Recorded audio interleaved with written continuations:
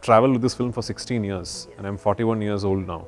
The edition that Blessy gave me that I read was the third or fourth edition. As we speak, edition number 251 has just been published.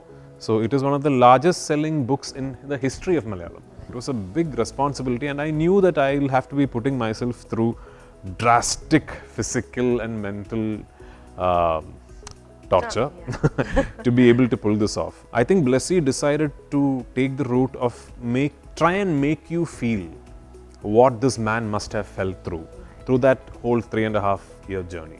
And the first thing I told him is, I so wish I had the music score when I was filming. Yeah.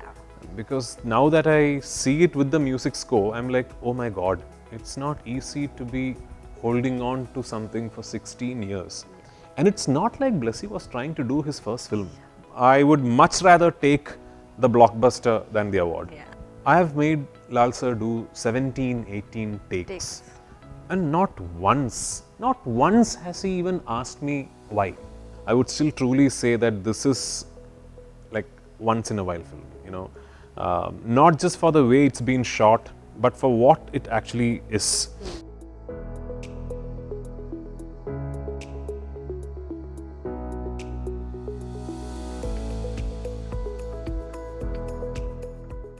Hi, this is Sheetal Shenoy and you are watching Pinkvilla.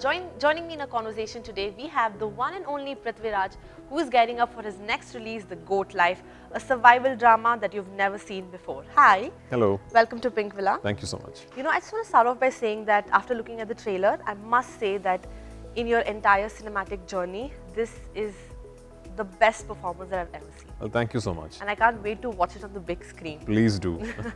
To start off with, I just want to ask you, Prithvi, what made you take up this role in particular? It was a no-brainer actually. I mean, this Blessy came to me with this film back in 2008, 2009, by which time the book Aadu Jeevitham was already a smash hit in Kerala. Pretty much the whole state was talking about it. And I think the edition that Blessy gave me that I read was the third or fourth edition. As we speak, edition number 251 has just been published. So it is one of the largest selling books in the history of Malayalam. And even back then, you know, when Blessy came to me, the story was just skyrocketed. Everybody wanted to know more about Najeeb and all that. And so at that point in time, multiple filmmakers across the country had their eyes on this book to make a film out of it. Not just from Malayalam, I know this personally, not just from Malayalam. Multiple filmmakers wanted to make a film, and as destiny would have it, Blessy is the person who managed to procure the rights. And he, for some reason, thought, I am the actor who should be doing this. So at that point in time, it was like a dream role for any actor, you know. But I was mature enough and I had enough grip over the content matter even back then to understand that it was a big commitment. It was a big commitment and I am taking up a big responsibility because it's not just a book, it's a life that someone lived. This is a true story. And the person who lived what you see in this film is still amongst us, alive and well, to be telling the story. So it was a big responsibility and I knew that I'll have to be putting myself through drastic physical and mental torture to be able to pull this off. But no regrets. You know, I think the experience of making this film is no longer just a movie experience for me. It has just been, you know, I've traveled with this film for 16 years and I'm 41 years old now. So 16 out of 41 is a sizable chunk of your life. Absolutely. Yeah. So as I come close to the release of this film, it's a culmination of many things for me, one of which happens to be a film. Yeah. You know, it's not they call it an event film like Life of Pi, but it's not an event film anymore. It's a journey, right? Yeah. You know, on that note, when you mentioned that you had signed this up in 2008, 2009, and you shot it like post-pandemic or during the pandemic. No, we started in 2018. Okay. And it took 10 years for Blessy and me to take this off the floors because it was impossible to be thinking of something on this scale, budget-wise, the canvas, the logistics behind shooting something like this in Malayalam back in 2008. I mean, it no longer is a Malayalam film. No, it's like a film from Malayalam. But it took us 10 years to be able to sort of model how to do this. And thankfully, in those 10 years, Malayalam cinema had gone through a big transition. Yeah. The dynamics of the industry had changed. Our revenue streams had diversified. And by 2018, we were at a place where, although it still presented a huge challenge, that we could now think of it. Right. So yeah, we started in 2018, but unfortunately what happened was, after the first 2 schedules, we got stuck with the pandemic. Okay. And then there was like a gap of a year and a half. And then we had to restart after the pandemic. Which is why the making of the film, the shooting of the film, eventually became a 4-year-long process. But all that's done now, and something that I am very proud of, much like Blessy and every crew member of this film, is through all these challenges, through all these obstacles, I don't think there has been a single moment of compromise on this film, which I'm hoping comes through when you see the film. Yeah. You know, but when you say this, I want to ask you, had you done this movie in 2008, 2009, would that 2008 Prithvi do something different? Definitely, I'm sure it would have been a different performance. Who knows, maybe it would have been a better performance. I don't know. Maybe a younger me would have comprehended things in a different way. When I shot this film in 2018, there was an understanding I had of what Najeeb must have went through, of what he must have felt at each instance of the narrative.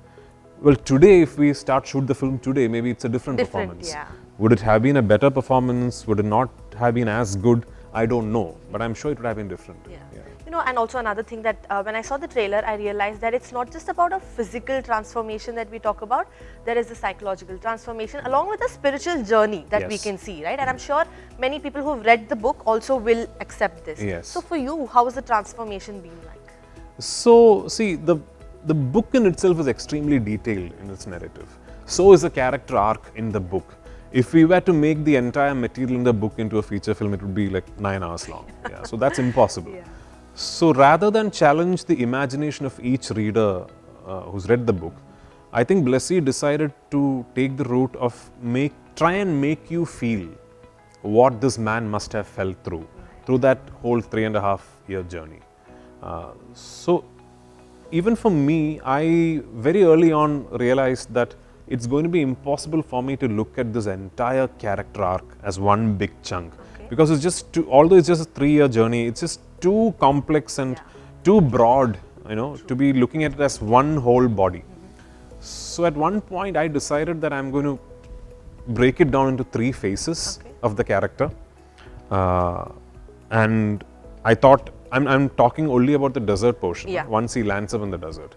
So I thought there should be a phase of denial, where he's strongly fighting the reality, and he's thinking, no, this can't be.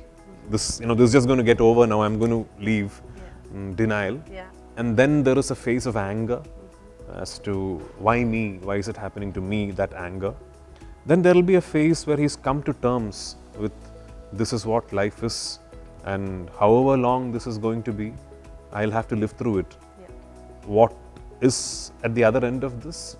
He doesn't know. Maybe it's death, maybe it's escape, maybe it's salvation. So I had to break down the character arc into these 3 phases. And I remember having this conversation with the director, Blessy, and he agreed. And once we landed on this ideation, I think it even sort of influenced the way we filmed. So we have also picturized it like that. The narrative is broken into 3 different phases, and you will see him in these 3 phases. And I think what is sort of magical with how the film has turned out is, although you lose a lot of what has happened between the phases, as you meet him at each phase, somehow you, I think, understand, oh, what did he go through? The emotions. So what happened between the previous phase and this is somehow conveyed, which I think is a very beautiful thing about the film. Absolutely. And do you think this is your toughest role so far? Yeah. We also agree with that. You know, talking about Rahman sir, having a score from Rahman sir is the most beautiful thing. He's magic, right? But for you in your journey, how has his music helped you film this entire movie and, just work with him? So, unfortunately, when we shot the film, we only had the songs. The songs are beautiful. It is, to me personally, one of the finest albums in Malayalam cinema of late. Ever, if you ask me. This is beautiful. But what is truly breathtaking is the background scoring. Background score, yeah. And I flew in from the US a couple of days back because I was filming there. And so I took a flight from Los Angeles to Dubai. And from Dubai airport, I met Rahman sir. Okay. From Dubai to Cochin, we were in the same flight because we were both flying in for the audio launch of this film. And the first thing I told him is, I so wish I had the music score when I was filming. Yeah. Because now that I see it with the music score, I'm like, oh my God.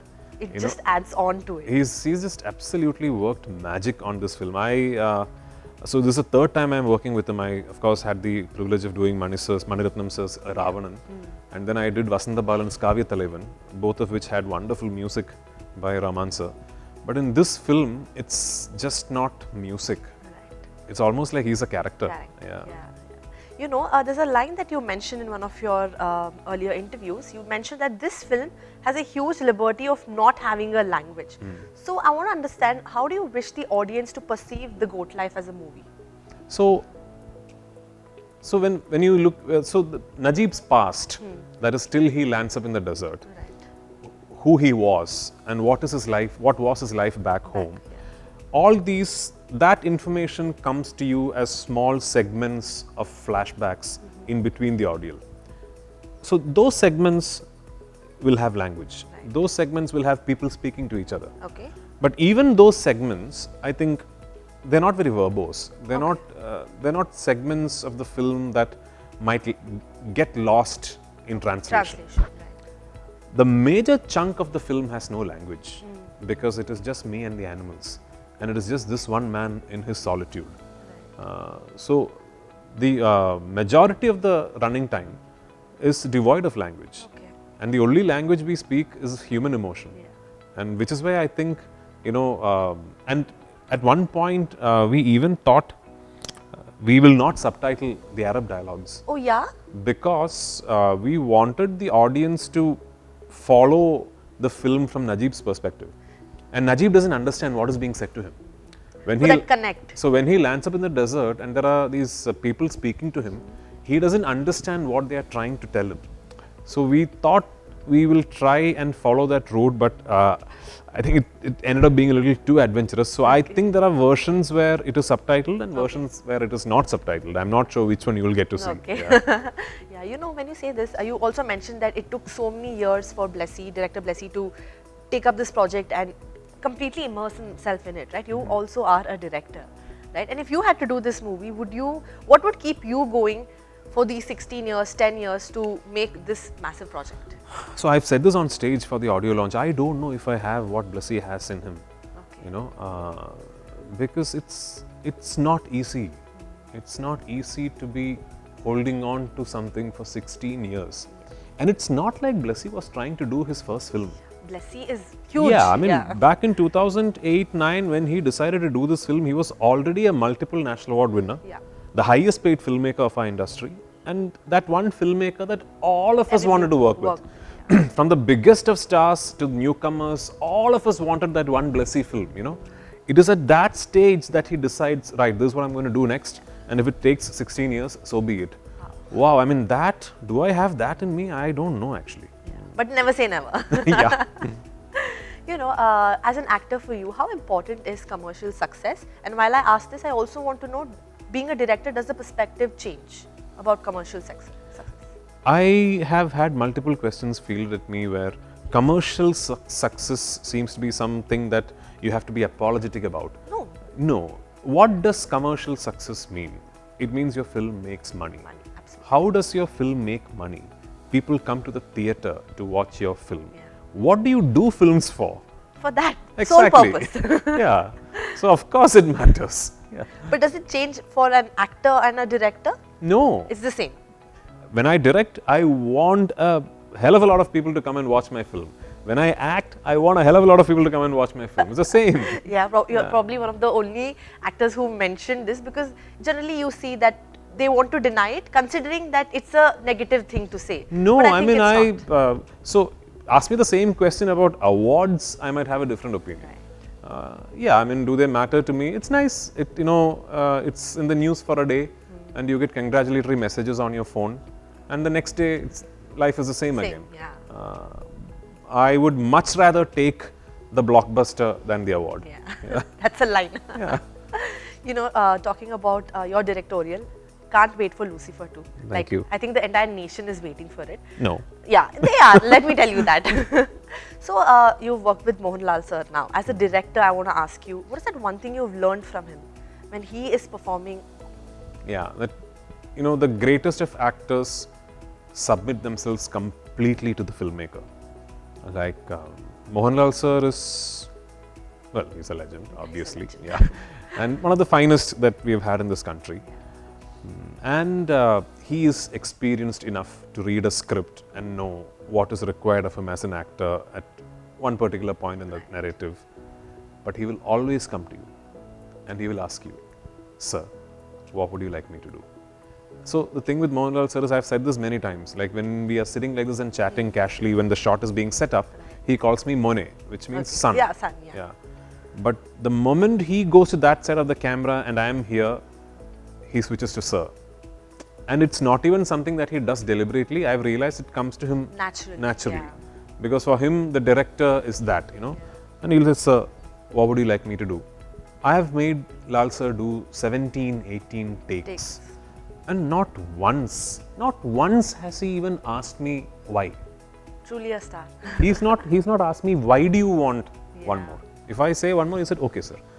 That's a lesson that everyone should learn. Which is why he's so good. Which is why he's a master. Because he truly realizes that as an actor, you need to submit to someone else's vision for you to come across as different. True. You know? Yeah. Wow, such a legend, right? Yeah, absolutely. Yeah. On that note, when I mentioned that the nation wants to know when Lucifer 2 is coming, there's another movie which I'm sure you know by now, Salaar Part 2. You know, I want to just start off by asking you, the massive reaction that you've received, the love that you've received for Part 1, did you anticipate it? Did you kind of expect it? I knew the film would do well. Yeah, I knew the film would do well. And I also knew most of the opinions that came our way, sort of I personally anticipated.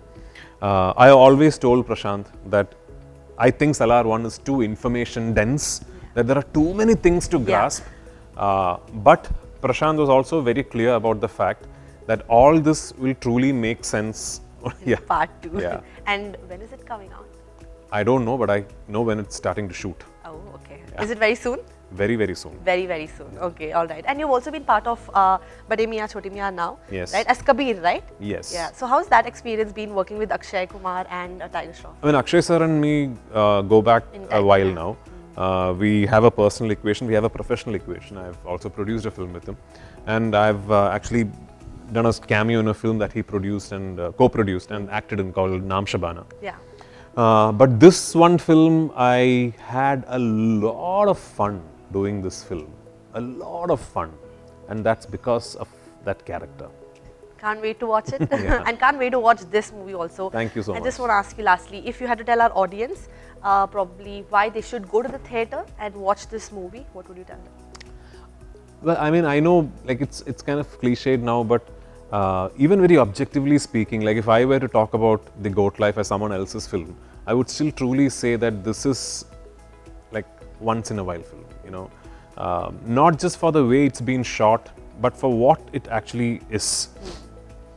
Do remember when you go that all the spectacular scenery and imagery and all that you see, don't forget the fact that every moment that you see on screen is actually a moment that someone actually lived through, you know, and that just puts this film in a completely different perspective, at least for me. When you watch this film, you will realize that it's next to impossible for a human being to have lived through this and survived to tell the tale. Yeah, wow. Can't wait to watch it. All the very best to you. Thank you. And thank you so much for such a lovely conversation. Thank you so much. Thank you.